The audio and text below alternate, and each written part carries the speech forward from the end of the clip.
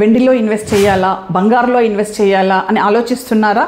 నేను చెప్పే ఒక్క మాట విన్న తర్వాత మీరు డిసైడ్ చేసుకోండి, వెండిలో పెట్టాలా సిల్వర్లో పెట్టాలా అన్నది. ప్రతి ఒక్కరూ అదే ఆలోచిస్తున్నారు, కానీ మీ హెల్త్ పైన ఇన్వెస్ట్ చేసుకుంటామని ఎవరు అనుకోవటం లేదండి. చిన్న అమౌంట్ మీ హెల్త్ పైన ఇన్వెస్ట్ చేసుకుంటే సరిపోతుంది. ఒక చిన్న ఇన్సూరెన్స్ తీసుకోండి, హెల్త్ ఇన్సూరెన్స్.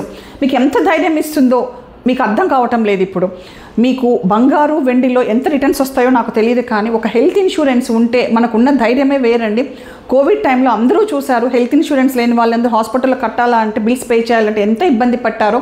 చిన్న ఎగ్జాంపుల్ చెప్తానండి. నేను ఒక బండి కొంటారు, మీరు దానికి ఇన్సూరెన్స్ కట్టకుండా మీరు రోడ్ పైకి తీసుకొని వస్తారా? తీసుకురారు.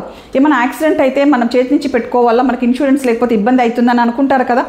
మీ హెల్త్ అంతకంటే ఇంపార్టెంట్ కాదా అండి? ఆ బండికి, ఆ వెహికల్కి ఇచ్చిన వాల్యూ కూడా మీరు మీ హెల్త్కి ఇవ్వటం లేదా? మీ హెల్త్కి రేపు ఏదైనా ఇబ్బంది అయితే ఎక్కడి నుంచి తీసుకొని వచ్చి కడతారు? ఒక వెహికల్కే అంత ఆలోచించి ఇన్సూరెన్స్ తీసుకున్న వాళ్ళు మీ హెల్త్కి ఎందుకు తీసుకోవటం లేదు మీరు?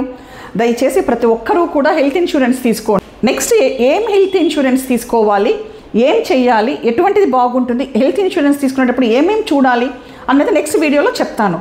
Follow me for more updates. Thank you.